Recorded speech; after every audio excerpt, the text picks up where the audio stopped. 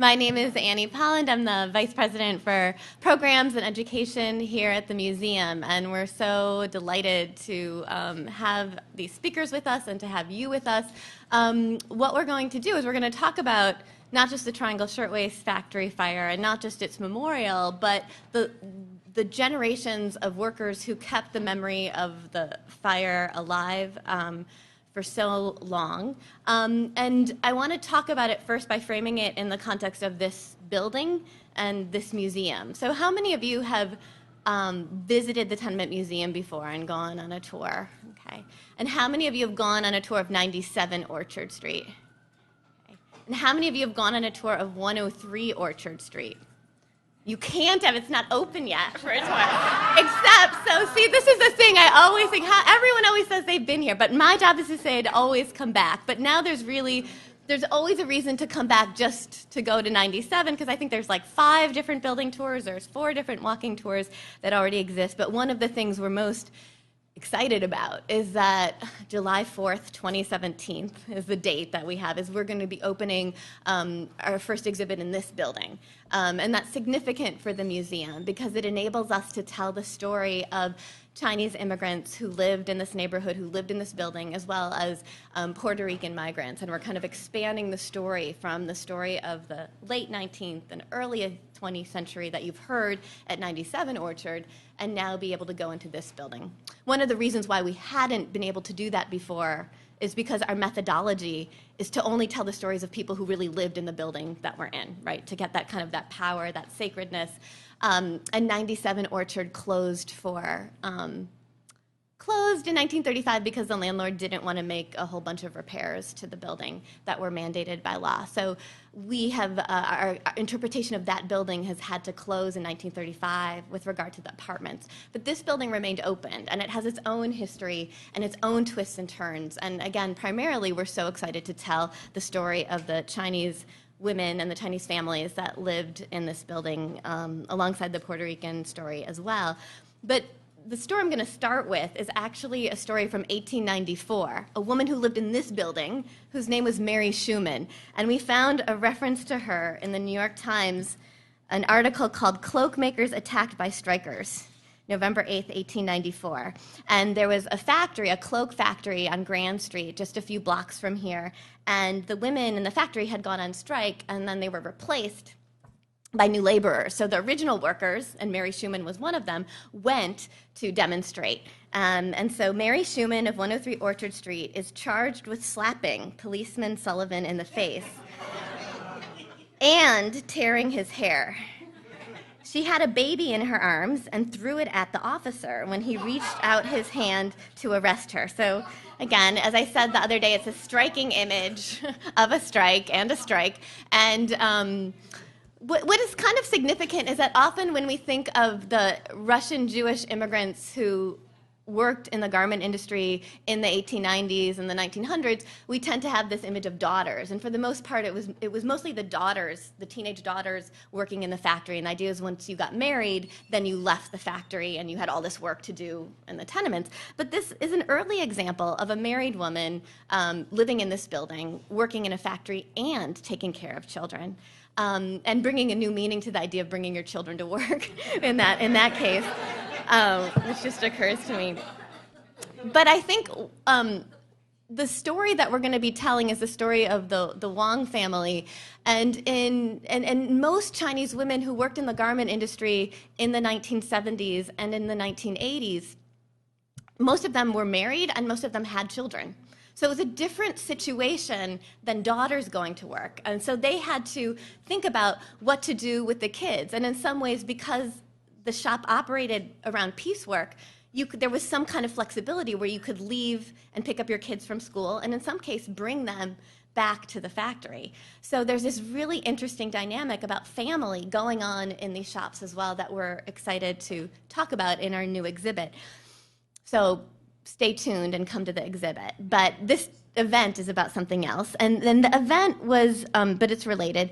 In a conversation I had with Mrs. Wang early on, I asked her, did you know about the other women who lived in these buildings, like the East European Jewish women or the Italian women who worked in the shops as well. Like, did you know about them? And she said, the fire. So she knew the fire because she had gone, she said every year, she went on a bus to go to the demonstration, the memorial at noon in front of the Ash building or the Brown building on the corner of Washington and Green. So that all of a sudden everything was connecting for me. And I realized that we've told the story of the Triangle Shirtwaist Factory fire. In fact, we tell it every day on our sweatshop workers tours. But there's another story, and that's the story of how the workers and how the union kept alive the memory of the story as well. So we're excited tonight to think both about the new sculpture, the new memorial that will be placed on the building, but to also think about how the fire was remembered for generations, for decades, without a memorial and without a plaque. Because I think that's just as important. So I am going to introduce the wonderful people we have tonight with us to discuss this. In terms of, I also need to thank, I want to thank the National Endowment for the Humanities that is helping us fund this exhibit and also this program tonight, and Con Edison, which is a nice sponsor of our Tenement talks. And they keep the lights on. That's my other joke. Oh, and the other thing is if you have a phone that has like a song on it or music, try to silence that. That's always good. And you might think that you already turned it off, but you know that it always happens that one goes off. So it's a good, while I start to read the introductions, you might want to double check that. Okay. May Chen is an adjunct professor at CUNY's Joseph S. Murphy Institute and coordinates the U.S.-China exchange program, advancing the field of labor relations. She has taught courses on contemporary labor issues, union leadership, and labor fieldwork. Chen devoted a career of more than 25 years to the Garment Workers Union in New York City, Local 2325 Workers United, SEIU. Until her retirement in 2009, she was the manager of Local 2325 and vice president of the International Union, bargaining union contracts and managing workers' benefits, coordinating the union's worker education programs, and encouraging stronger worker participation in U.S. political activities. In the union, she taught classes on worker grievances, benefits, contract negotiations, and health and safety. Chen went to Harvard and Radcliffe and also holds a master's in education from UCLA. And she is probably one of the most patient people in the world because she answers all my questions and tells me stories over and over again. And I'm extremely grateful to May Chen. Hazia Diner's work has been located at the intersection of American and Jewish history. In a series of projects since her first book, which explored the ways in which American Jews engaged with issues surrounding the condition of Black Americans in the early 20th century, through her most recently published book, which examined the ways in which Jews in post-World War II America went about the process of creating a public culture which memorialized the Holocaust, she has been interested on the mutual impact of America and the Jews. That actually is an outdated, she has another book that's come out, Hazia Diner on peddlers, and the name on the road. Road's Taken. I knew it had a road. She is one of the most prolific writers. As soon as a description is posted on the NYU website, they have to update it because another book or article has come out. And she has been working with the Tenement Museum for many, many, many years, since I think the very beginning, and in the last few years worked very closely with us on the Shop Life exhibit, and also now the new exhibit that we're creating, and we're really grateful for her. And she's a professor of history at New York University. And some of her books are up at the front desk, so you can get even more of Hazia Diner even after the program. Stephen Greenhouse, who's moderating this evening's program, was the labor and workplace reporter for the New York Times, had that beat since October of 1995. As a labor and workplace reporter, he covered many topics, including poverty among the nation's farm workers, Walmart stores locking in their workers at night, labor's role in politics, the shortcomings of New York State's workers' compensation system, and the battles to roll back collective bargaining rights for public employees. And his book, The Big Squeeze, Tough Times for the American Worker, was published in April 2008, and it was also published in paperback in February of 2009 and won the 2009 Sidney Hillman Book Prize for nonfiction, and it's up at our counter, so you can get that as well tonight. Katie Quan is a senior labor specialist at the UC Berkeley Center for Labor Research and Education, formerly chair and associate chair of the Labor Center. She currently specializes in research on global labor strategies and executive education for union leaders. In 2010, she co-founded the International Center for Joint Labor Research at Sun Yat-sen University in China and was its co-director for 4 years. In 2014, she received a Fulbright grant to study the apparel supply chain in China at Peking University. Prior to joining the staff of the Labor Center in '98, Katie Quan was a seamstress, organizer, and international vice president with the International Ladies Garment Workers Union and its successor, Unite. And she helped organize for the first daycare for garment workers and helped staff the 1982 strike in New York, Chinatown. And I would say, and she also, she's probably very happy that she lives on the West Coast, so she doesn't have to endure my questions as much as May does. But we're very grateful for all the time she has already given us. And Marianne Trasciatti is an associate professor in the Department of Rhetoric. She is drawn to the discipline of rhetoric for its power to generate knowledge and create community, as well as its usefulness as a resource for social advocacy. She teaches a variety of undergraduate and graduate courses, including history of rhetoric, persuasion, public address, women's studies, and labor studies. There's so many things. And she's also head of the organization to memorialize and to remember the Triangle Fire.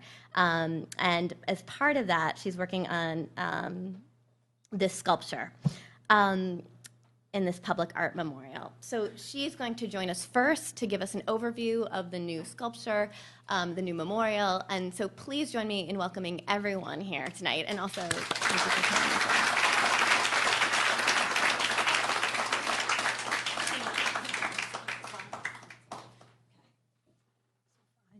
And I just wing it and it goes, right? Yes. It's all right. I can. Jump ahead. No, that's fine. Okay. So thank you very much to the Tenement House Museum for having us. And also I should say thank you to Stephen Greenhouse, because quite frankly, if it wasn't for him, we wouldn't be here, because it was his article about the coalition and our campaign for a memorial that caught Governor Cuomo's eye, and that inspired him to pledge the $1.5 million to fund the capital budget. So thank you. Seriously, because you rock. So yes, I am the president of Remember the Triangle Fire Incorporated, and we are a nonprofit public history, public memory organization that was founded in 2008 by Ruth Sergel with 2 goals. The first, which we did achieve, was to bring together a broad and diverse group of organizations and individuals to commemorate the centennial of the 1911 Triangle Shirtwaist Factory fire. That was March 25th, 2011, and maybe some or many of you were there. Certainly, I know some of you at least, because I saw you there. The second, which we are working on diligently right now, and which is kind of the center of my life, is well, at least it feels that way, the campaign for a permanent memorial at the site. And before I talk to you about memorialization, memory, and the memorial itself, I will refresh your memory about the fire with just a few pieces of information. So the Triangle Waist Company, and as most people probably know here, a shirtwaist is a blouse, a fancy blouse, more or less. So the Triangle Waist Company was located on the 8th, 9th, and 10th floors of the Ash Building, which is 1 block east of Washington Square Park. It is now the Brown Building. Mr. Brown donated the building to NYU in 1918, and it is built. It is named after him. And Blank and Harris, the Shirtwaist Kings, were very successful makers of women's blouses. And at the time of the fire, there were over 500 employees, and most of them were young women, recent immigrants, Italians, and Jews. Some of them were here less than a year, so their frame of reference was, in many ways, very, very connected to their places of origin. Let's see if this, no. Next one, okay. So on Saturday, March 25th, 1911, just a short time before closing, a fire broke out on the 8th floor. The likely cause was a cigarette thrown by a cutter onto the floor, the ash going into the bin, igniting scraps of cloth. And I was actually just contacted yesterday by the son of the cutter whose bin the cigarette ash fell into. And it's just an amazing family story for them. And he did try to put the fire out to no avail. Now, the building was fireproof. But of course, the people inside and the equipment, much of it was not. There were minimal safeguards, and there were things that really prohibited the workers getting to safety, including doors that were locked to keep the girls from stealing, which was actually a minimal problem, to keep out union organizers as well. So the fire burned on the 8th floors and then reached up to the 9th and the 10th floor, and a phone call was placed from the 8th floor to the 10th floor to notify workers. That the call then was placed from the 8th floor to the 10th floor to be put through to the 9th floor, and that never happened. Mary Alter, who was working the switchboard that day on the 10th floor, left. And I believe, according to Leanne Stein, to take care of her dad, who was in the building. So the call never went to the 9th floor. So many people were able to escape. Workers on the 8th floor went down in the elevator and the stairs. Workers on the 10th floor went up to the roof. Many of them were ferried across the rooftop by NYU law students to the building next door. And the history of the fire and the history of the university are implicated from their juxtaposition in this moment.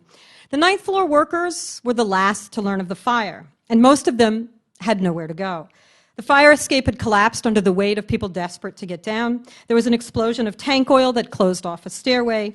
The elevator that did ferry people to safety was crammed full, and the elevator operator, Joey Zito, made, I believe, 20 trips, taking people down. He didn't have to do that. I mean, that's a true act of heroism. I think he was 20 years old and until very recently buried in an unmarked grave. But he engaged in considerable acts of heroism. But the elevator eventually stopped running, and so people on the 9th floor were essentially trapped. And 146 people died. I believe 62 of whom jumped to their deaths. The fire department came right away, but their ladders only reached to the 6th floor, and the fire started on the 8th, and the girls were trapped on the 9th. So girls who jumped out the windows smashed through the nets and literally, smashed to their deaths on the sidewalk in front of the building. Some of these were teenagers. The youngest was, we believe, the youngest were 14. One of them, Rosaria Maltese, has recently been commemorated in Italy with a plaque in a public space in her community, and the Italians are doing really wonderful, wonderful work commemorating. It's, in fact, International Women's Day in Italy is inextricably tied to the Triangle Fire, such that many very, very active feminists don't realize that the fire actually didn't happen on March 8th. So implicated are the two. So many immigrant families, as you all know, lived precariously to begin with, and Triangle devastated them. I mean, it devastated neighborhoods, communities, but it devastated families personally and financially. They lost wage earners, but they also lost family members, beloved family members. And there were, I think, 10 sets of twins, I think I remember. Siblings, sorry, 10 sets of siblings, right. So the Mayali sisters perished in the fire. The Wiener sisters, Rosie died, Katie survived, and she testified. She was a significant source of testimony at the trial. And the Maltese family lost all of its women in the 15 minutes or the half hour of the fire, a mom and two daughters. So Blank and Harris were acquitted of any wrongdoing, and I think, if I remember, they had to pay $75 per victim, and they actually made money because they got paid by their insurance a lot more money than that. I think, what, $1,000 or something a victim?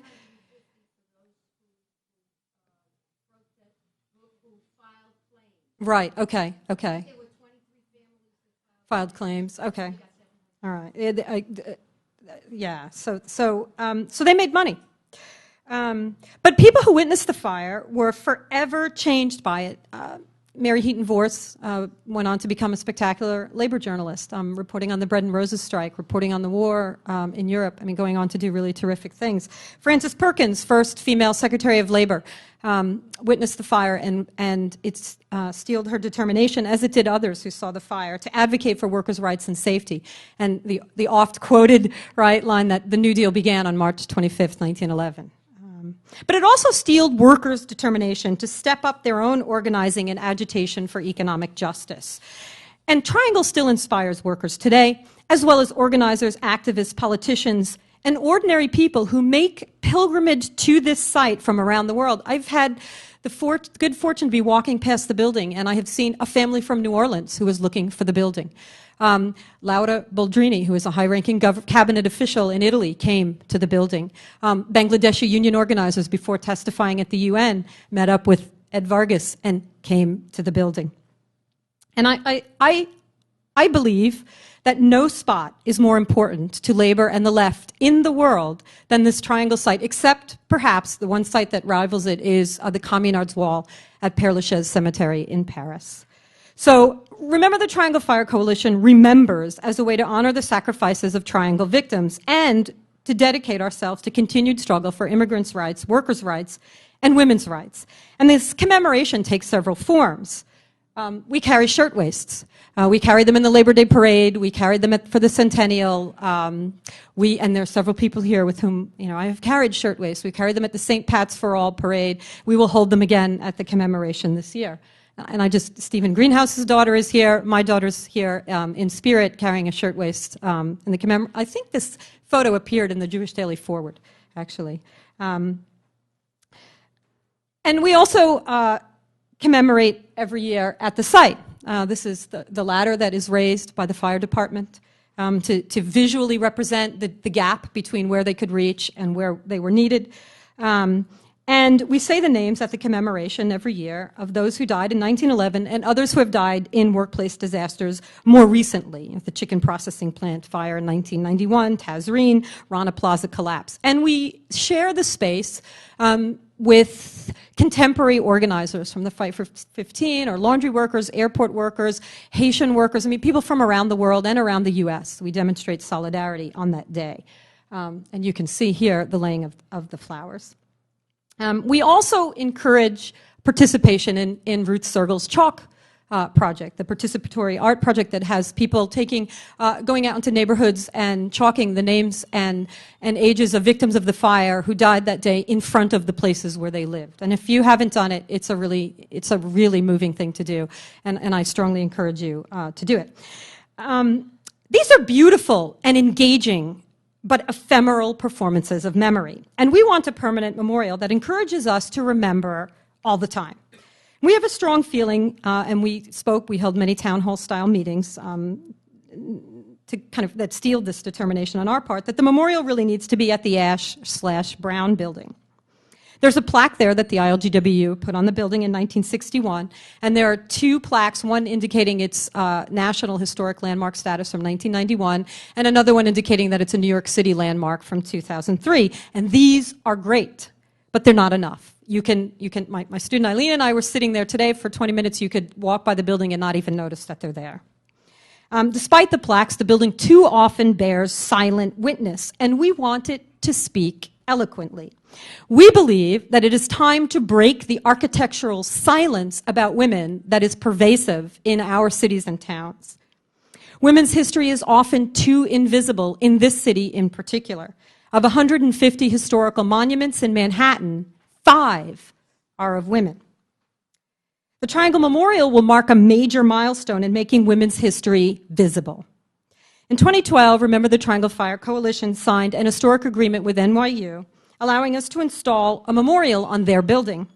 In 2013, we held an international design competition. We received 170 entries from 30 countries, more than 30. And this is the design of the memorial. It's called Reframing the Sky by Richard Jun Yu and Uri Wegman. We got entries from 30 countries or more, and our winning designers are from Queens. Andy will vouch, all the cool kids are from Queens. So this was chosen by a jury of professionals in the field of architecture, history, art, and fashion design. It's a simple but elegant design. The names are stenciled on a piece of metal that's about 16 inches wide above the second floor windows. They're stenciled so that they cut through the panel.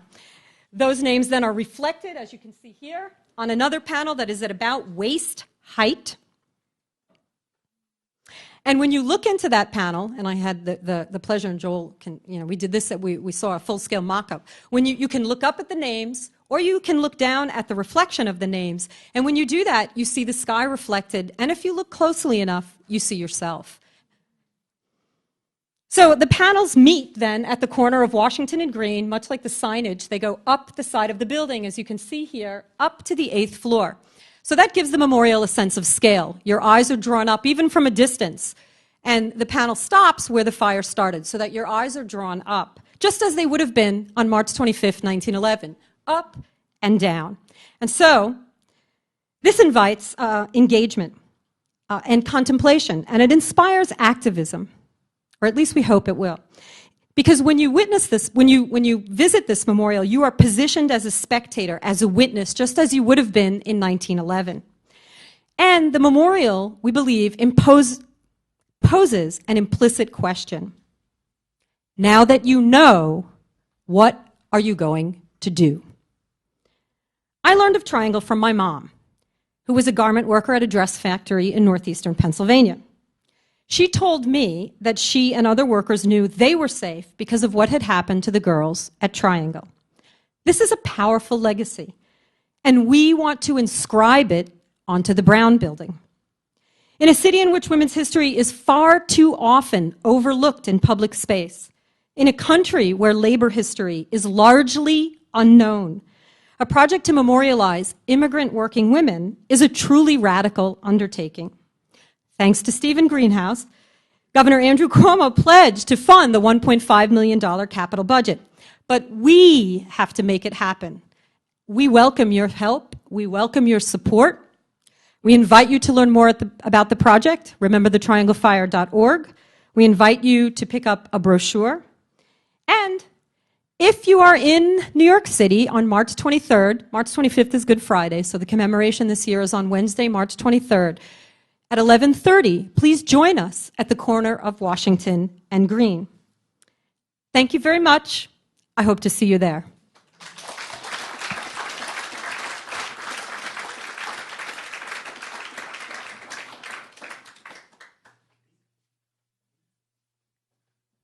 Thank you. I'm supposed to moderate, but I'm going to weigh in for a few minutes. Excuse me. So we have a really impressive panel tonight. May Chen was the leader of the main garment workers local in this city. Thousands, tens of thousands of garment workers. Katie is one of the leading, if not the leading, one of the leaders of the Asian American labor movement and women's labor movement in the United States. Hasi, I don't know you very well, but I've heard about your very impressive research. I just wanted to put a little more in context. Both my grandfathers worked in the garment industry and were cutters, and they got laid off during the Depression. But I also grew up paying lots of attention to the garment industry and the Triangle Fire, and I lived in the East Village for a while, and I'd always walk past the Brown Building, and you think about it a lot. And I thought it was great when the Remember the Triangle Fire Coalition was founded in 2008.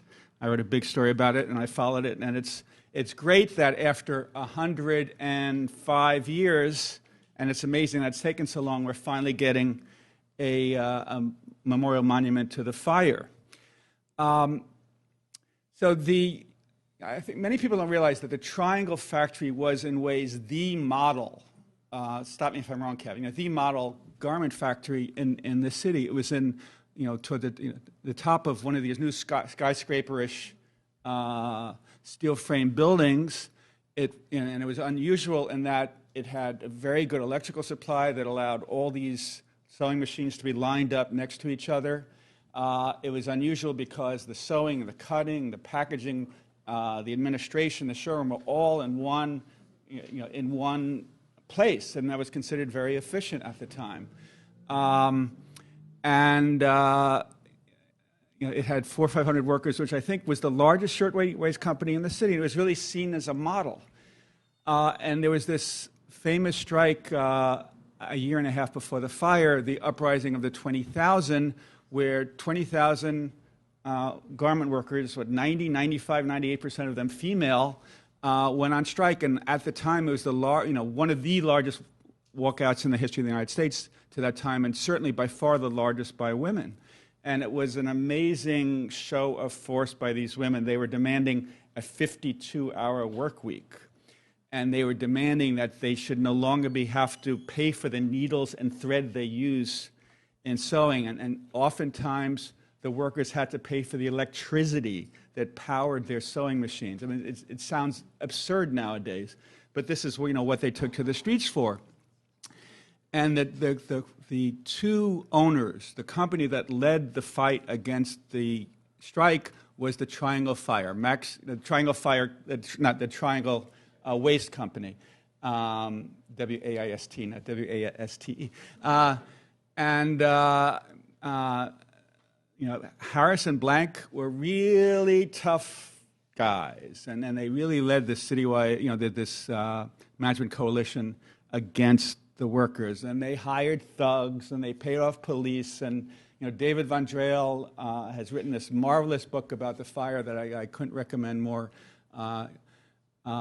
Triangle, and so on one hand, this was a model factory. On the other hand, when you really kind of look at all that went wrong in the fire, yes, we've heard plenty about this, the locked doors to the elevators, to the stairways. The building was supposed to have 3 stairways, but it only had 2 stairways because some hanky-panky went on with the approval process, so they only had 2 stairways. There was a fire escape. The fire escape was a disaster. There were dozens of women, of workers on the fire escape trying to escape the fire, and the fire escape collapsed. And many, many people fell to their deaths. Some were impaled on poles on the ground. The stairways were just, 33 inches wide, which is really not very good. And when you're trying to escape in a panic, and so the fire, the fire escape, all these, workers were trying to escape, and then some people tried to open the shutters, and the shutters opened out. So it got in the way of the people trying to go down the fire escape stairs. Many of the doors in the factory opened in. So you're trying to escape, and all these girls were trying to escape, but they couldn't get out because they crowded against the door. So, there's so many basic safety, just fundamental safety problems that here's, in theory, a modern factory, the knee plus ultra, the cutting edge, and it was just terrible safety-wise. Anyway, I should stop here. I've talked too long. So we have some wonderful panelists. Let's begin with Hestia talking a little about conditions for workers at the time, and then let's go to Katie and May to talk about what conditions were like for the next generation or 3 of garment workers, and how the union and how Asian American garment workers helped preserve the memory. Okay, great. Well, thank you. And you'll have to excuse me. I have a fractured knee, so I'm not sitting here just because I want to recumbent position because I'm lazy. So please bear with me. So actually, I want to say 2 things. Okay, I want to say 2 things. So first, one little detail that's kind of missing in the story is that when the uprising of the 20,000 was at its height in 1909, a group of Jewish communal notables, people like Louis Brandeis and Louis Marshall, came in and met with the owners of the factories, of the garment factories, and over the course of a number of months, hammered out something called the Protocols of Peace. Okay? And the understanding was that this kind of strike was a bad piece of public relations for New York Jewry, and that it was incumbent upon the Jewish community to intervene with the manufacturers, all of whom were also Jewish immigrant, or Jews. Many of them, like Harrison Blank, were themselves immigrants from Eastern Europe who had just begun as sweatshop workers, but did well and were able to open this factory, the Triangle, which was the largest and most modern factory in the city. So most of the other manufacturers actually signed on with the protocol. They understood that their own work situation was going to be rationalized by having an ongoing relationship with the union, and that disputes, disagreements were better resolved by recognizing the union and creating a system by which grievances could be resolved, Harris and Blank said no. Okay? They said, we built this business ourselves, and who is Louis Brandeis and Louis Marshall and Jacob Schiff to come in and tell us how we should run our factories? So there's a kind of historic irony that they were the holdouts against the protocol. And I think that in some ways that moment almost laid the groundwork for the tragedy of March 1911. And so I'd like to see that in the narrative of the strike as the kind of precursor to then the fire, that the story of the protocols get recalled, and the way in which sort of the established American Jews felt they really had to resolve the labor disputes of the immigrant neighborhood. Okay, the other very small story I want to tell is that in 2011, or actually 2010, I and two other NYU faculty members, namely Danny Walkowitz, who is our labor historian, who's since retired, and the late Michael Nash, who ran the Tenement Institute, approached NYU and said, we wanted to organize a memorial. We wanted to have NYU commit to a memorial on the building site. And I actually found, surprising for me, I was that organized, I actually found my proposal, including a budget that we gave to NYU on what to do with the Brown Building. And we were actually inspired by the memorialization that has taken place in a number of German cities, where copper plaques have been put in the street with the names of Jewish residents at particular addresses who had once lived there, were deported, and so we said that, and again, I have my proposal here, that NYU put on the sidewalk copper plaques with the names of every one of the women. Okay, this happened to coincide with a moment in time when NYU was struggling with its own graduate student union, okay, which it basically at that point killed. Okay, so we were actually told, yes, you will do what you want. They took our budget, fabulous, brilliant, and then sent us an email saying, sorry, we're not doing it. Okay, so in a way, obviously your idea is much greater than ours, but there was groundwork laid for at least the NYU part of it several years ago, and maybe it's good that we lost, because now you'll get to put up something better. But this is not a kind of de novo idea that the building itself be used as a living memorial to this event. Thank you. Thank you. May, I invite you to talk a little about how the Garment Workers Union in the 70s, 80s, 90s, long after this tragedy of 1911, commemorated, remembered the tragedy and those who died. Right. The ILGWU was well known historically as a union that believed in social unionism, that the union not only deals with the bread and butter shop issues, but also dealt with the relationships of workers within their communities, their understanding of history, and the solidarity among different ethnic groups in the union. And so the Triangle Fire was not just for the Chinese workers, but for all the workers in the union, a place for mobilizing and engaging the members of the union into understanding their history. And so it was a very, very important thing on March 25th every year to bring all the members out. I have many colleagues here from the union who, were different shop reps or business agents in the union or education staffers. And we were given quotas of how many people had to come out to the Triangle Fire. And of course, the information about the fire was translated into many languages. And so for the March 25th date, I think that was a very important annual activity of the union. But more than that, I think that there also was quite an effort to do safety training within the shops.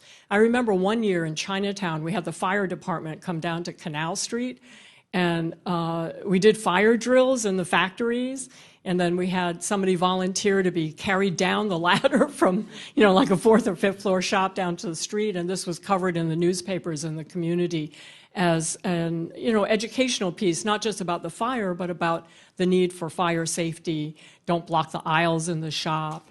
Somebody in the shop should learn how to use a fire extinguisher. And so these efforts to educate the members, I think, left an impact and, went way back, not just Chinatown, but in many of the shops and translated into many different languages. Katie, aside from being a distinguished professor, you were once a garment worker yourself. Can you talk a little about what conditions were like, for you as a garment worker? How bad was it still? How much had it improved? How much had May and the union really helped you? Right.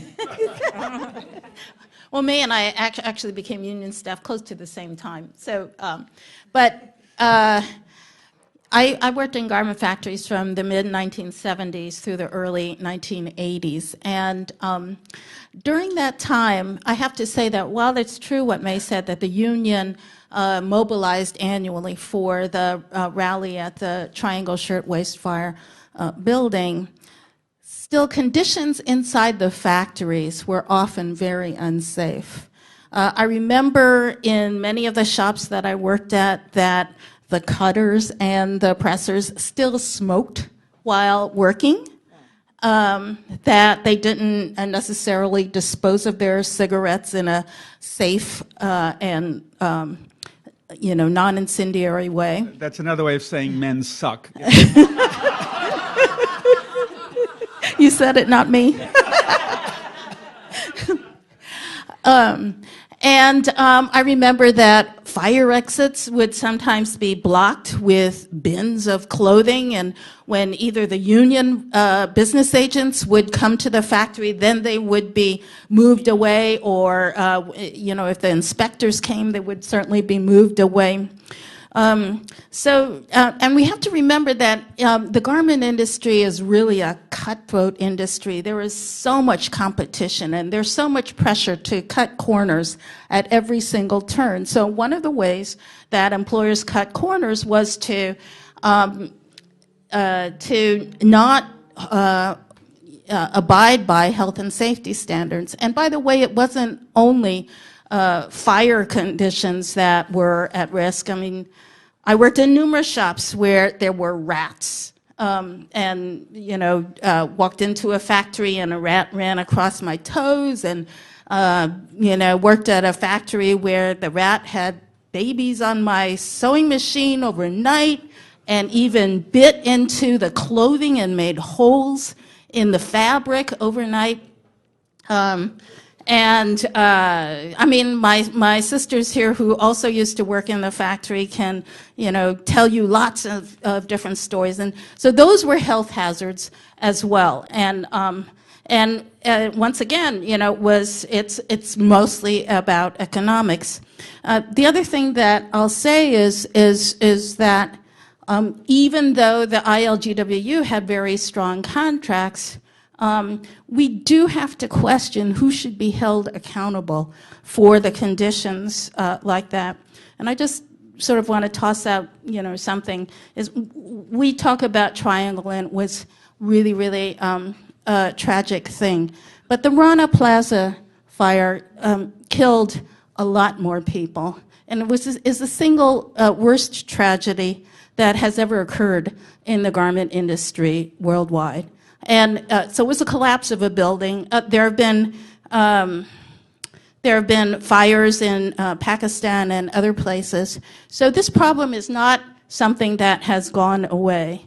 And so one of the questions we should be asking is who should be held accountable?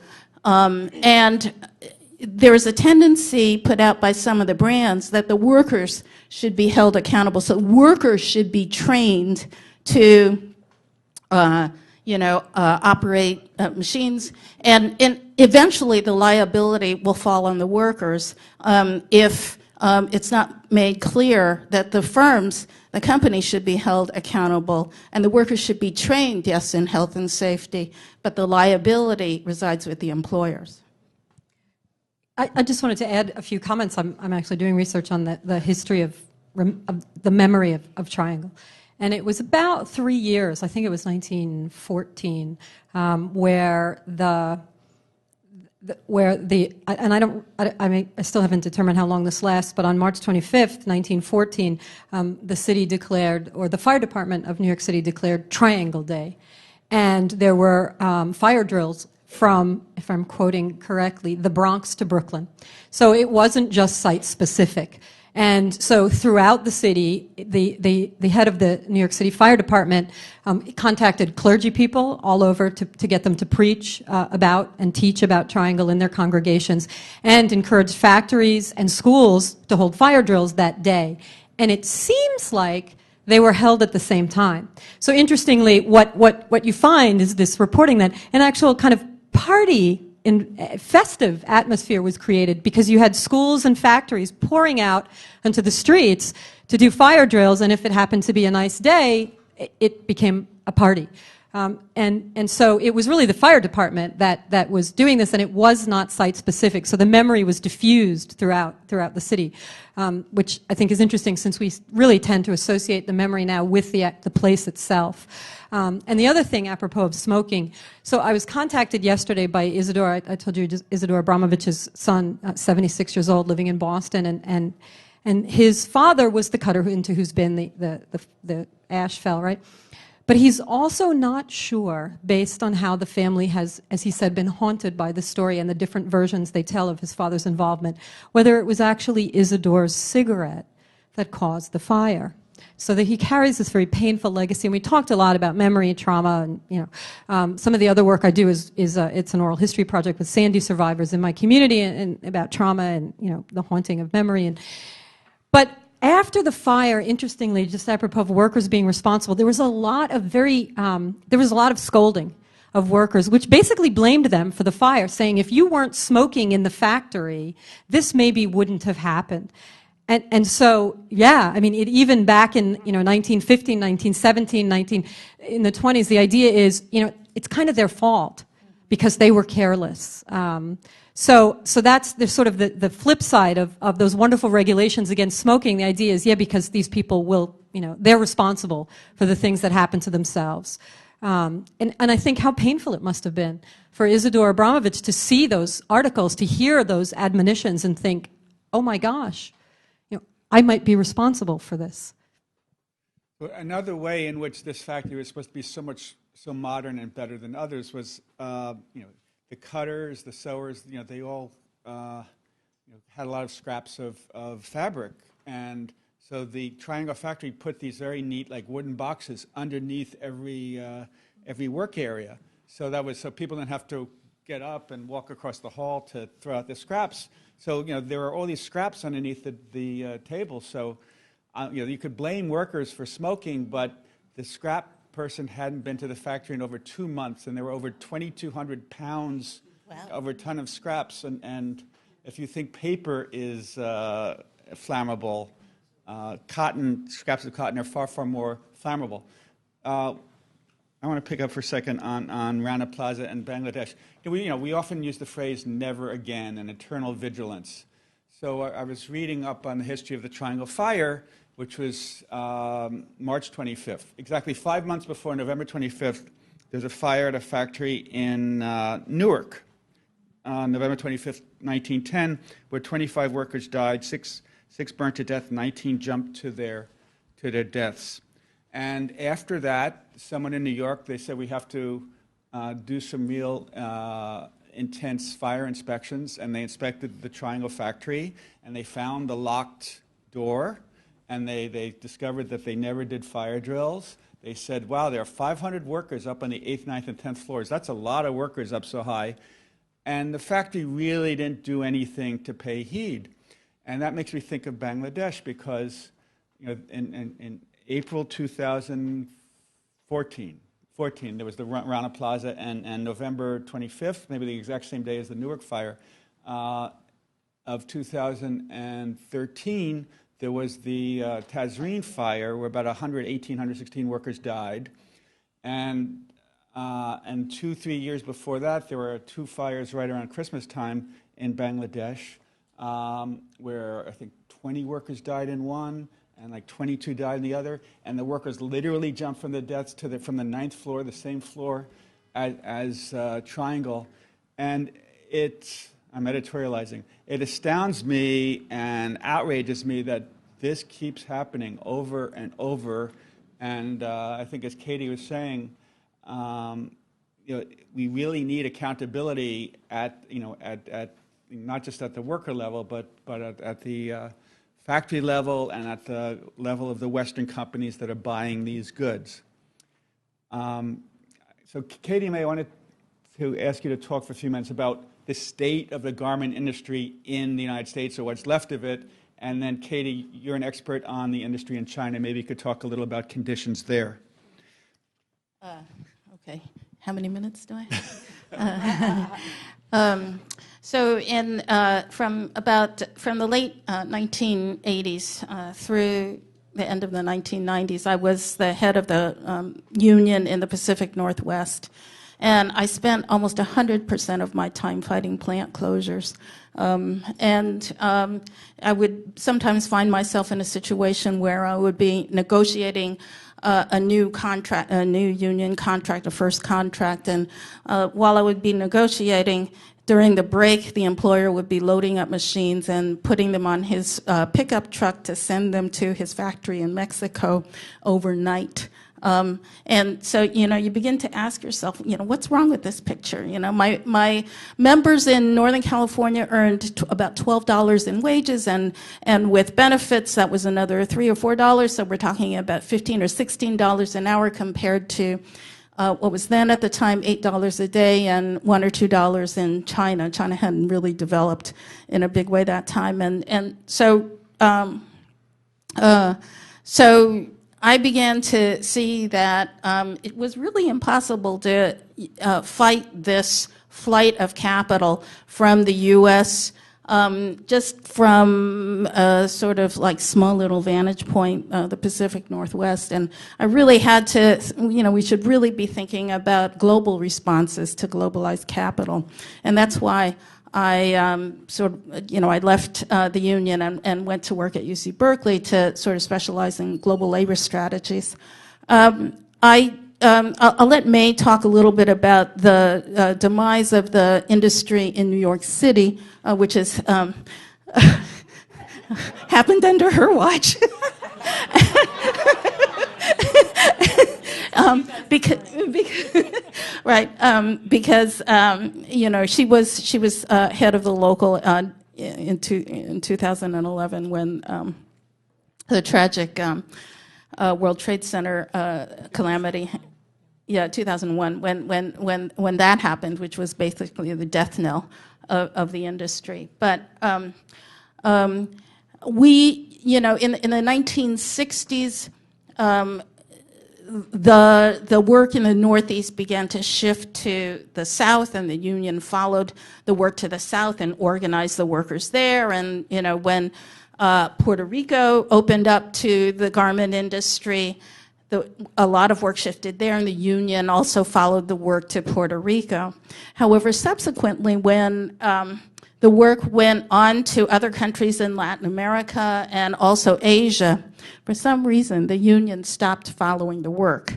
And it never got organized to the same degree. I mean, there are many reasons. We could talk about this for a long time. But essentially, there is very little garment industry left in the U.S. The reason is primarily because labor is less expensive in other countries. In the garment industry, it's what is known as a labor-intensive industry. So the greatest amount of value in the garment, about 2/3 we calculate, is in the labor, not the materials or other things. And so, the cost of production depends greatly upon the cost of labor. And where the labor is cheaper, of course, that's where they can make the most profit. And it's even leaving China at this point. So I spent, a while studying the garment industry in China, but the fact is that some of you may know that there have been a lot of strikes in China, that the cost of labor has been going up in China, and so now it's leaving China and going to lower wage countries like Vietnam, Cambodia, and Indonesia.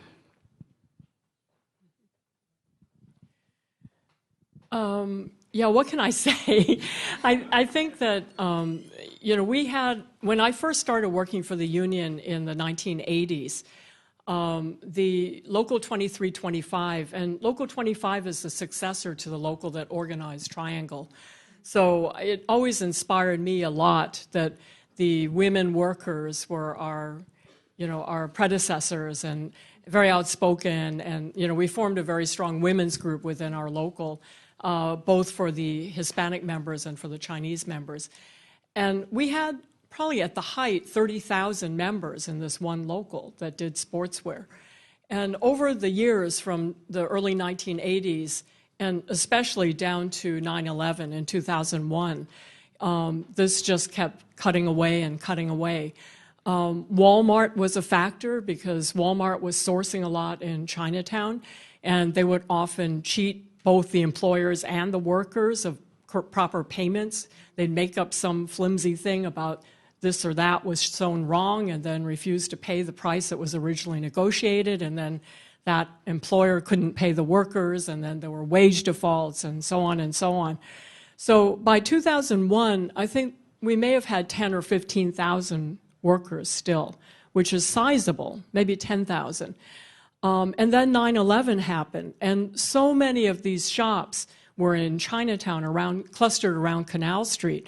And the way that the police and National Guard drew the line made it impossible for goods to be brought into and out of those factories. And so that essentially closed out the shops down there. There's also a very excellent film that was made about the garment industry, about the Triangle Fire. Daphne, I don't remember the... Schmata. Yeah, so I really recommend that you take a look at this film. It was an HBO film, and it really shows the evolution of the economics in the garment industry away from that 2/3 goes to labor into 2/3 goes into advertising and image and, all of those things. And then the labor piece gets smaller and smaller. And pretty soon it cannot be produced in the United States. And by, early 2000s, 95% of garments are made outside of the United States. So what happened with the union is if we tried to organize, and we did try to go after some of the remaining design shops in the fashion, in Midtown, the garment district, like wedding gown shops and so on, that kind of almost tailor-made stuff and that's made in New York, and other companies. But because so much of the stuff is made abroad, there's no economic leverage to use against an individual company because they rather just cut and run. They could just close the shop and figure out how to make stuff abroad or ship stuff over by air freight and all this. And so it just became very, very difficult. And so by 2009, when I retired, the number of workers was maybe 3,000 to 5,000, and today maybe there's 1,000 in the union. There are some non-union shops, but it's been a sad story. So I don't know.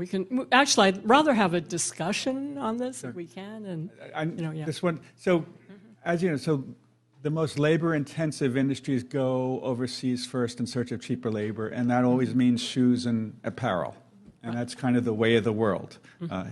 Yeah, I just wanted to say one thing. We talked about the employers and their culpability and the, quote, workers' culpability, which I don't believe they had at all.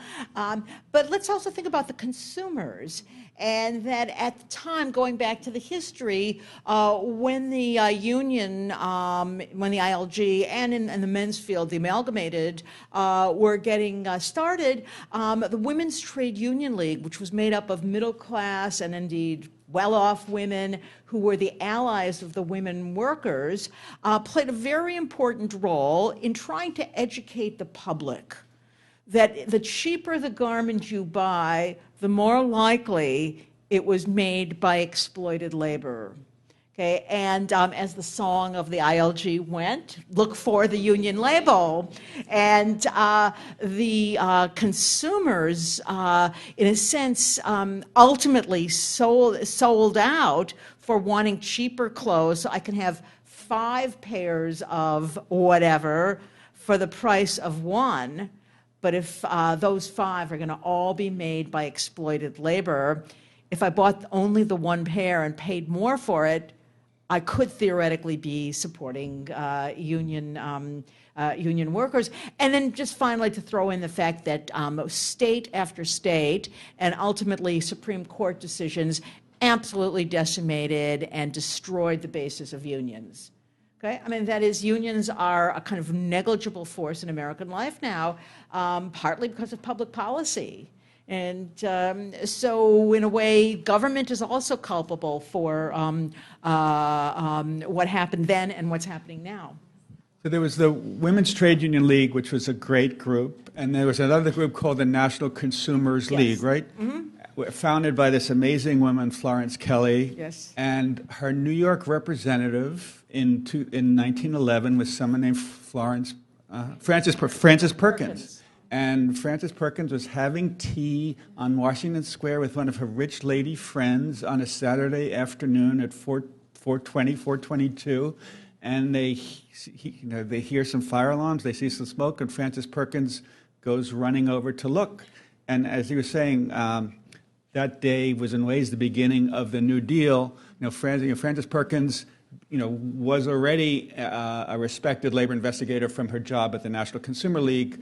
When the New York State really geared up to do a major investigation, Teddy Roosevelt was the one who recommended her. Then when Al Smith became governor, he appointed her to head what was in effect the Labor Department. Then Franklin Roosevelt became governor, and then he became president, and she became Secretary of Labor. And really, from a lot of what she learned in investigating the Triangle Fire, she rolled out a lot of that nationwide in terms of safety and improved conditions. Like, the width of factory doors, right? I think I read somewhere that she and someone else decided, I think 4.5 feet should be the standard, width of factory doors, and that's what it still is. Anyway, so I wanted to ask the panel to discuss what more should be done to help remember, aside from your wonderful forthcoming memorial, what else should be done to remember the Triangle, to help young Americans learn about labor history? Well, the Triangle, I think, is one of the things that more people know about perhaps than any other moment in labor history. The really wonderful thing, I think, is that is things like National History Day. So we did an event at Hofstra today, a wonderful event, and we had a group of middle schoolers from Herrick's. And there were 4 girls there who did their project for National History Day on the Triangle Fire, and they did a bunch of research. They talked to me, they talked to Suzanne Pred-Bass, who's Rosie and Katie Wiener were her great aunts, and they did a performance, a historical performance in costume, and they came in first place. And now they're going to compete at the next level. And they interviewed Don Wiener today, who is another relative of victims of the fire. They heard Lulu Lolo perform. So I think one of the great things that can happen really is education at the middle school and high school level. I mean, I learned about Triangle. I went to Catholic school. I had a post-Vatican II teacher who was very progressive. I learned about Triangle from my mom and from who came to the event today, by the way, my social studies teacher.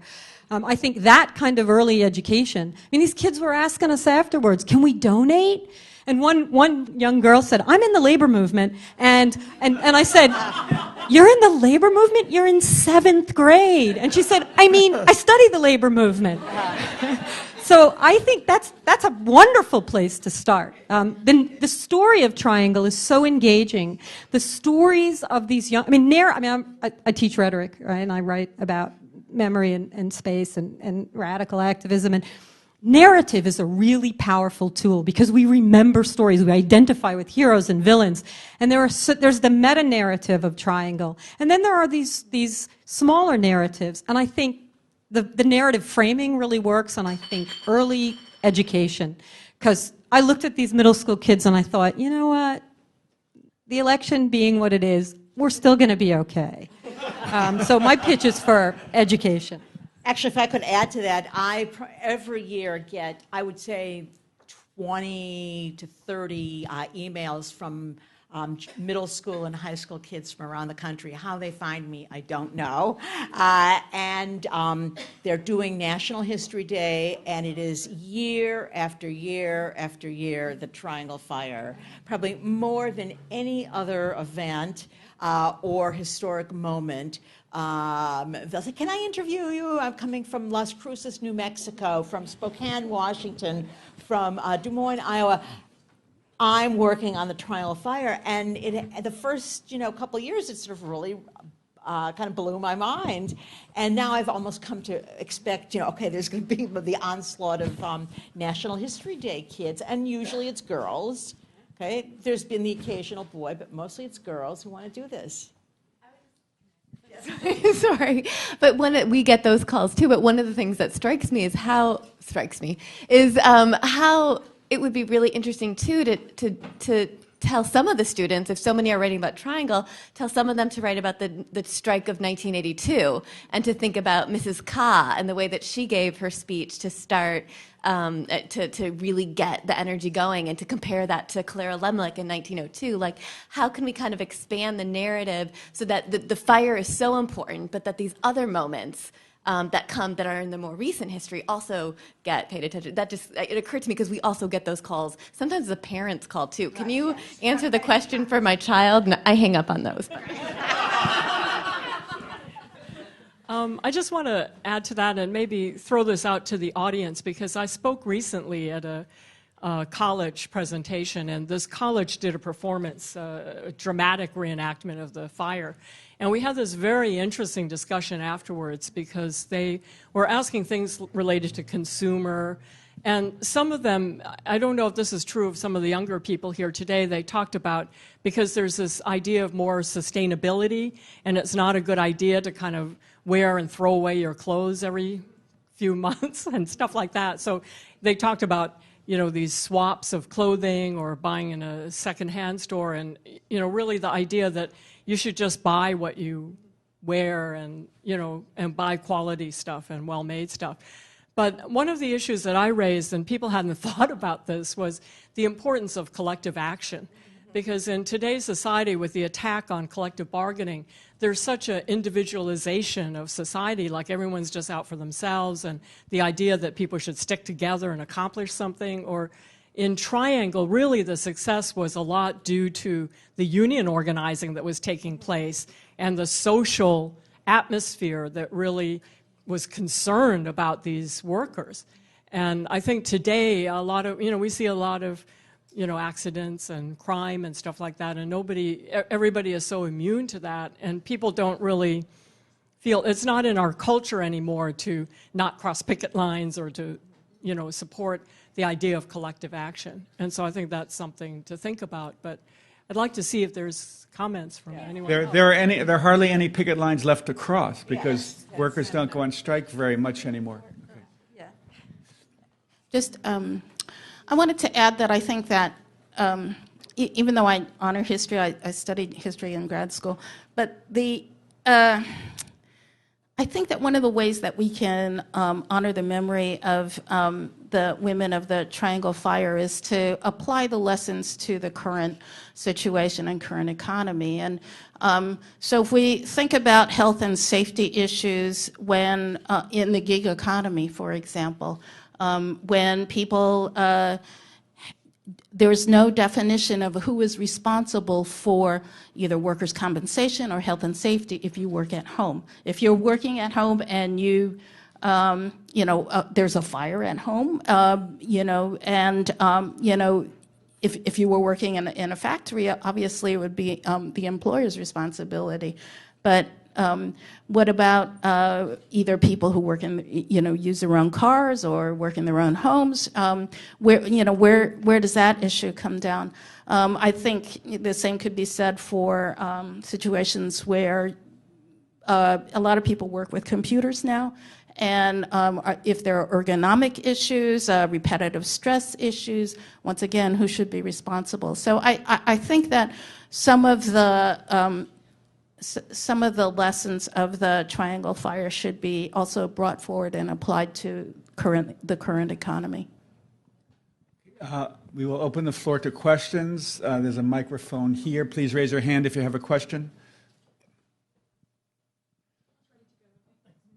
Hi. I wanted to follow up on your comments about the sort of current economy.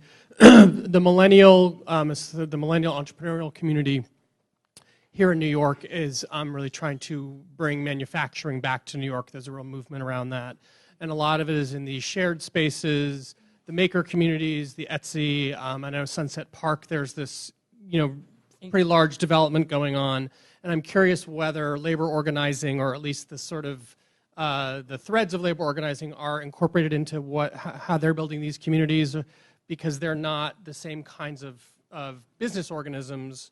There's a lot of independent and codependent and collaborative, but at the end of the day, you have hundreds, perhaps thousands of people working in a specific community who probably don't have any of the benefits. I'm curious if you guys have been engaging with that.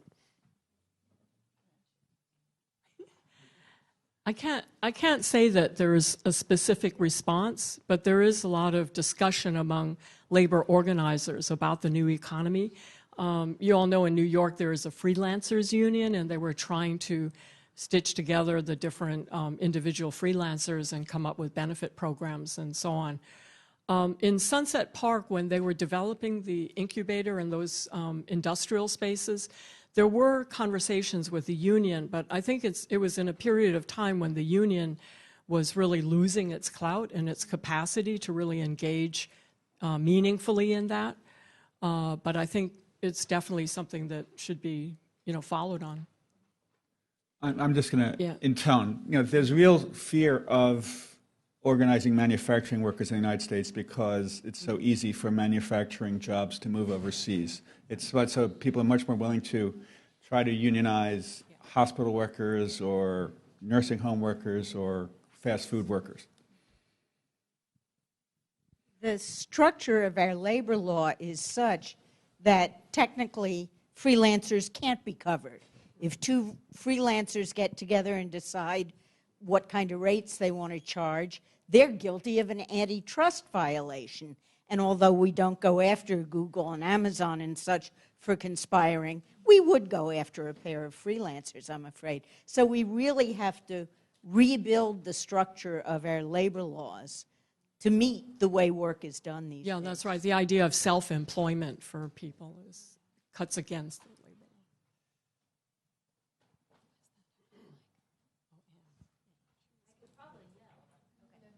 law. Well, speaking of this, I mean, we can also talk about our horrible trade laws too, that are also responsible for a lot of what's happening now. But in terms of the fire itself, I'm curious about how was it a call to arms? My understanding is it was a call to arms for citizens who weren't in the union movement, who weren't really even in the Consumers League. Can you talk about that? Because the truth is these owners weren't doing anything illegal, right? They were doing a lot of legal. They were doing a whole lot of legal. But they weren't found guilty. They weren't, right. So can you just talk about how this affected law and legislation, and because there was no minimum wage at the time, there was no Department of Labor at the time. You want to? I can.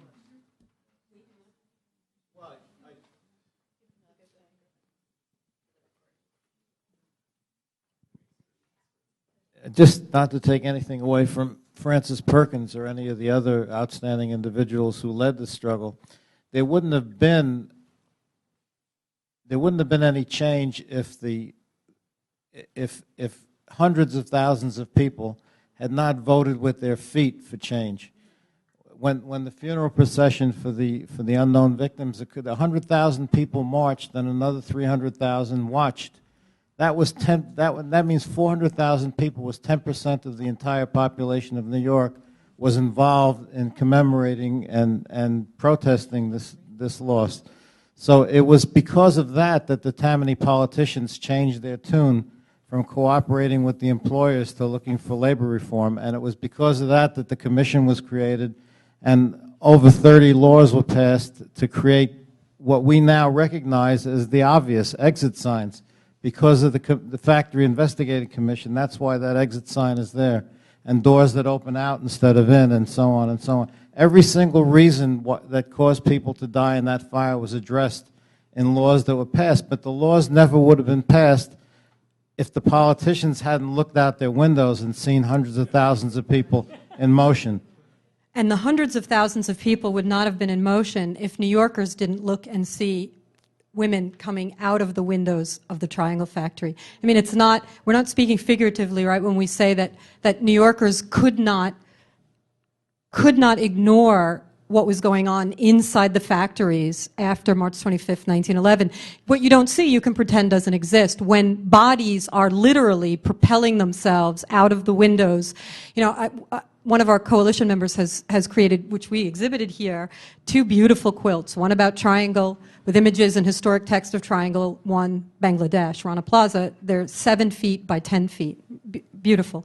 And we were talking the other day, and she said, you know, I really think that much of the impetus behind the marching and the organizing was because these girls' bodies, forgive me for being crass or blunt, but splattered on the floor, and blood flew and flowed. And people couldn't ignore, I mean, they saw what was inside a building that they walked by every day and could ignore.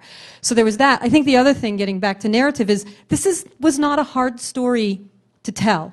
These were girls. I mean, some of them were 14, right? And they weren't radicals. I mean, they tried to organize, but they weren't. I mean, these weren't anarchists. They weren't IWW, right? They were going to go with the AFL. That was, you know, these were girls. They were young women. They were feisty, but they weren't, you know, bomb throwers. It wasn't hard to defend them as innocents who should have come home from work the day they went. And I think that it was so many girls. And their bodies were, I mean, literally on the pavement, was just impossible to ignore. I mean, William Gunn Shepard's eyewitness testimony that he called into his editor is heartbreaking. And so you can't, I mean, you can't make this stuff up, right? William Gunn Shepard. I learned a new sound. He was a reporter for United Press, which became United Press International. He was walking in Washington Square like Francis Perkins. He heard the engines, he saw the smoke, and he ran over. He said, I learned a new sound, a more horrible sound than description can picture. It was a thud of a speeding, living body on a stone sidewalk. Thud dead, thud dead, thud dead, thud dead, 62 thud deads. And he said, at the very end, I looked upon the heap of dead bodies, and I remembered those girls were the shirtwaist makers who had gone on strike the previous year. I remember their great strike of last year in which these same girls had demanded more sanitary conditions and more safety precautions in the shops. These dead bodies were the answer. And I think also to add to that, the tremendous skill of women like Rose Schneiderman, and in a sense, in mobilizing public opinion. And I actually brought the words of her speech. So, but I would rather the people in the audience spoke. You don't have to listen to me. But the fact is that they saw this as a moment to get, to appeal to the public, not in the abstract, but about those 146, victims. And they were, I'd say, brilliant labor organizers. Okay, and that they erase the difference between Jewish and Italian, but we're all in this together.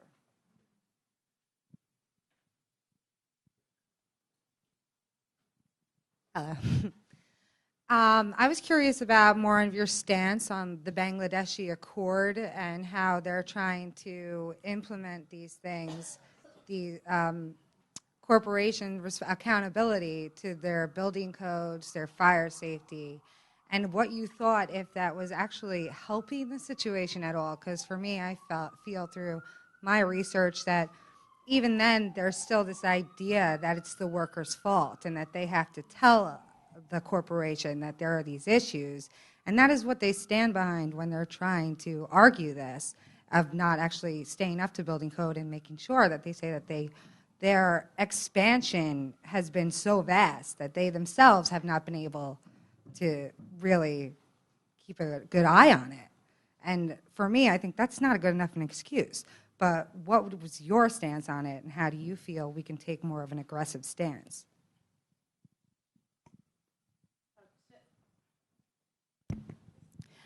So the Bangladesh Accord is one of a couple of different types of agreement that were reached with between brands. And the accord is stronger than the other agreement. So the other agreement, was okay by Walmart and okay by, companies who really didn't want to accept responsibility.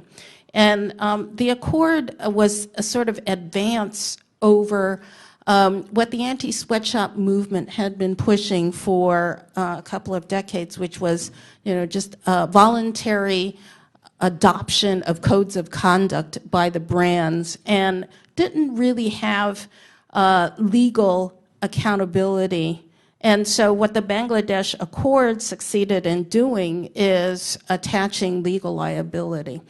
I think that that's pretty significant, because we have not seen a diminishing of violations, after all these years. I mean, Nike, claims to have cleaned up its act, and Gap claims to have cleaned up its act, but then Rana Plaza happens and Tazreen happens.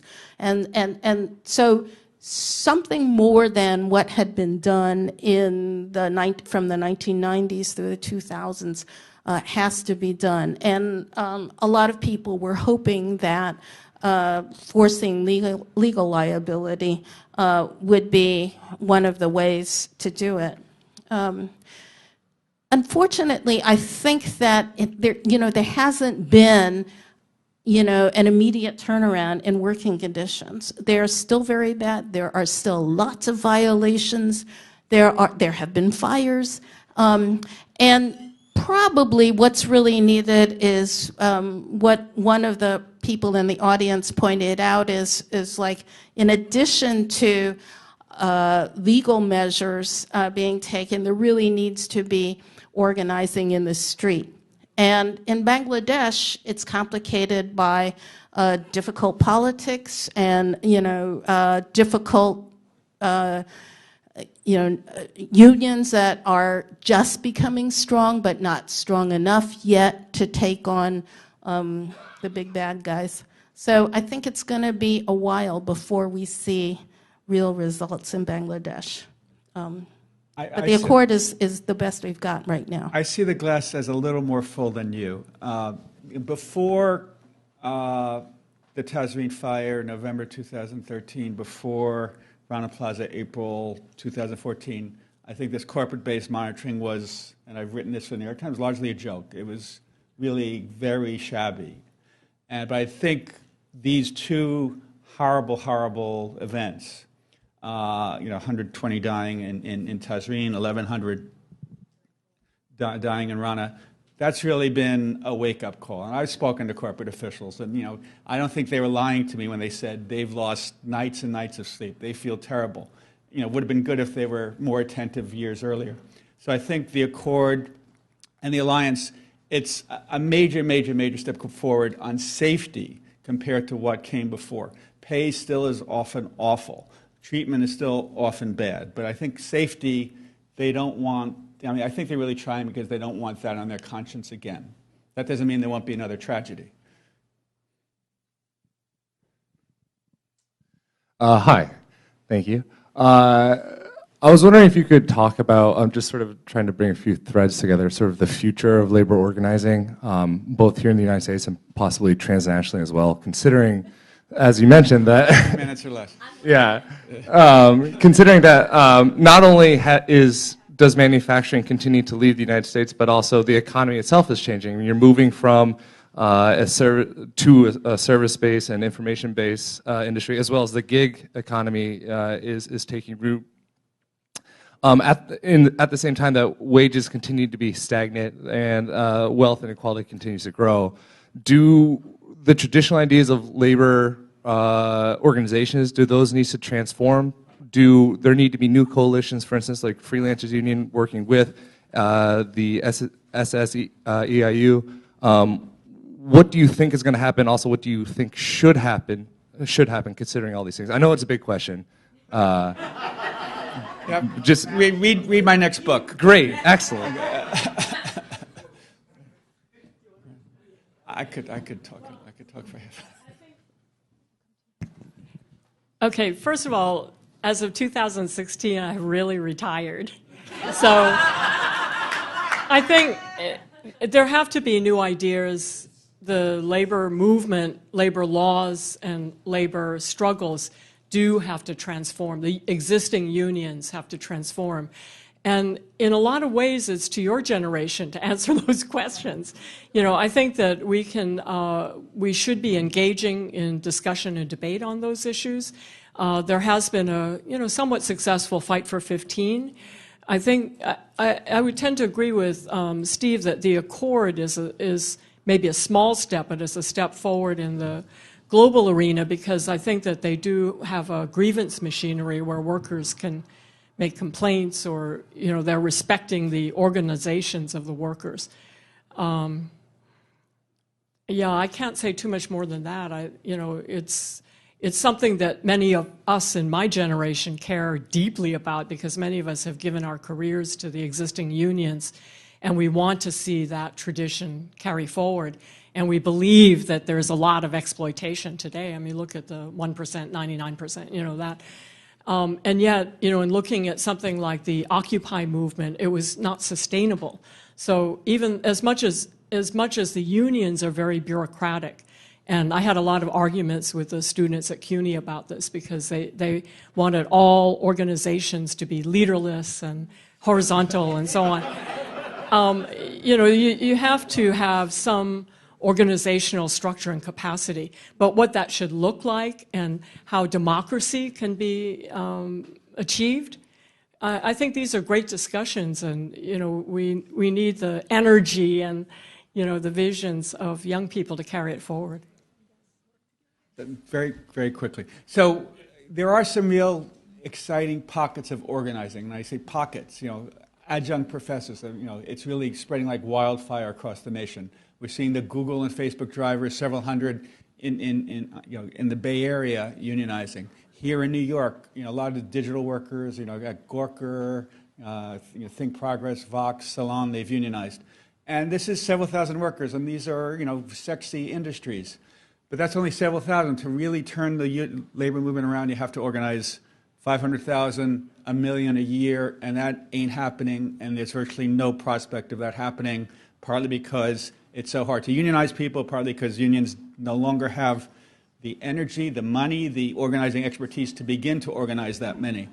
And then we see I could talk about this for an hour, but I'll end. So then we see interesting things like Seattle, where the Seattle City Council, pushed by the Teamsters and the SAU, has passed a law allowing Uber drivers to unionize, even though they're independent contractors, and they're saying, and then the Chamber of Commerce just filed suit a few days ago saying, you can't have independent contractors bargain collectively. That violates antitrust laws. So they're trying to structure it so that there'll be some labor agreement, and the city council will kind of enact that. So it kind of has the blessing of the state, so it's not really antitrust collusion. Anyway, so there's some creative stuff going on. The Coalition of Immokalee Workers in Florida has really done an amazing job organizing, basically getting much better wages and conditions, and end to sexual harassment, and end to wage stuff for 40,000 tomato workers and strawberry workers. That's in ways one of the newfangled models right now. But it's and Fight for 15 really is arguably in ways the most successful labor effort in years. I mean, they haven't achieved $15, but they really put the issue of low wages on the map. And we've seen Seattle and and LA and San Francisco, and now Governor Cuomo, embraced $15. And 2-3 years ago, whoever thought there was a snowball's chance in hell of any of that happening? So there's been some success, even though they haven't gotten McDonald's to agree to, system-wide $15 or to recognize a union.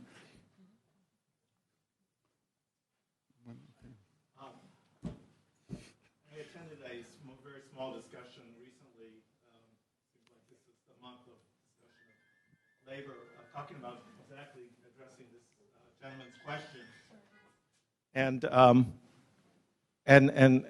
pointing out, as Katie was mentioning,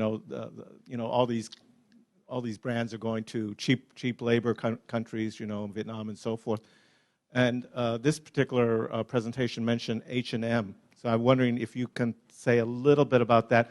I think there was, on the one hand, an acknowledgement it's going to take a long time, but you have to do global organizing. It can't just be United States. The United States is only, 6% density or something like that, one of the lowest in any industrialized country. But that possibly, H&M apparently has some coordinated efforts, and I'm not exactly sure because he didn't go into it. But I think these are all good examples. I'm talking too much. Now, H&M is in Sweden, and the labor movement is extremely strong in Sweden. And after the Rana Plaza collapse, and the world's labor movements wanted to really create stronger monitoring and real tough standards. It was no coincidence that the first major company in the world to sign on to that was H&M, because they were squeezed very hard by their Swedish unions. And so H&M, some people still complain that H&M isn't, 100% there, but I think a lot of people say it's doing much better than Walmart. On the other hand, H&M is with Zara, I guess, are the leading companies in fast fashion. Having a new style 6 weeks from now. Disposable fashion. And that creates humongous tensions and stresses and bad things in the industry. His example, though, was also that not just Sweden, but there was more communication among all the H&M workers, which you would have to do in order to put pressure, because they get played. And I don't know if, obviously all these brands have outsourcing and so forth, so. Yeah, H&M, the company, in this presentation that we both went to, H&M said that they adapted to the labor conditions in that country. So in the United States, they refused to recognize unions without fighting. But then in some very small units, they accepted the union. But what happened is that the workers in the U.S., through social media and so on, were able to communicate with the workers in Sweden or in other places. And so I think the technology and the social media has played a role in connecting the workers to understand more about these global corporations. And that was kind of the point that was being made about H&M. So there was some bottom pressure on H&M. So I think the Tenement Museums Union rules say we're supposed to end at 8 o'clock. But Marianne, can you just talk for a minute or two about what's ahead now in terms of the schedule for the memorial? Yeah. So, okay. So we have the capital budget. My partner in all things except domestic reminded me. Yes, we have the capital budget pledge from Governor Cuomo, $1.5 million. Our fabulous treasurer, Meg Brown, has calculated that the endowment for maintenance will require $1 million, and she's taken the estimated cost of there's nothing worse than a memorial that's broken, right, and it is disrespectful and just inappropriate.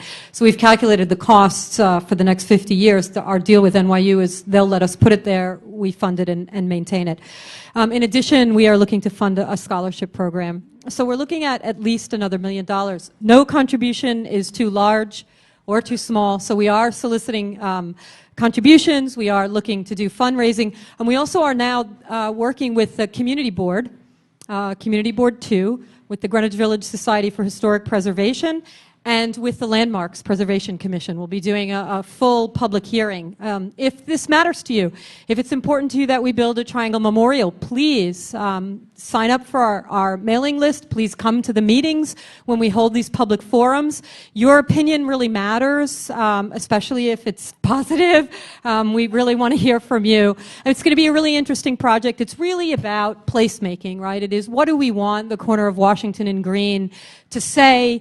How do we want people to feel when they walk past it? What do we want them to know? And we need to engage with the community to make that happen. This has always been an open a coalition. It's not called a coalition for nothing. So please join us. We welcome your participation and insights, and we can't make it happen on our own. And please come on March 23rd. Yeah, we're going to have all the words to the labor song, so you can sing with the chorus and have a good time. And before we close tonight, I want to thank all of our panelists for doing such a wonderful job. I think there are many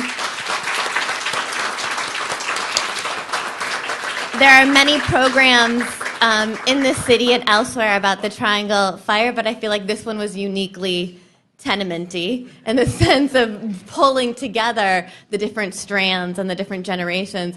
And I want to also acknowledge Connie and Betty and Alice and Betty for being here as well, and all of their work that they did in the unions. And I'm sure there are many others in this room who are doing important work every day, and thank you for that. And I hope to see all of you. I'm going to give you a couple dates where I want to see all of you. So March 23rd, we'll be together at 11:30 at Washington Place and Green Street. This Friday, right here, we have Christina Greer, a political scientist at Fordham. You might see her on TV doing interviews. She's going to be interviewing Mike Yard, who's a comedian from The Nightly Show, the Larry Wilmore Show, talking about his immigration story. And we're going to be having next Wednesday, somewhat in honor of St. Patrick's Day, to go back a couple generations, a wonderful program, a tour of 97 Orchard with music from the German era and the Irish era as well. So that'll be an interesting event. And because of this, May Day, May 1st, we'll be screening a documentary that Lou Reed made of his cousin, Shirley Novick, who on the eve of her 100th birthday, who was involved as a worker, and he interviews her and tells her story. It's a half-hour film, and we'll have Laurie Anderson here to discuss it, as well as Tony Michaels, who's in the academic world as much of a rock star as Lou Reed is. So I hope to see you all here on May 1st. And if you like these programs and you like the Tenement Museum and you want to come visit, one of the ways to help support us as well, to continue telling all these stories in all these various ways, is to become a member of the Tenement Museum. So that's something you can do. And please buy Stephen's book and Hazia's book, and keep all of this work going. So thank you, all of you.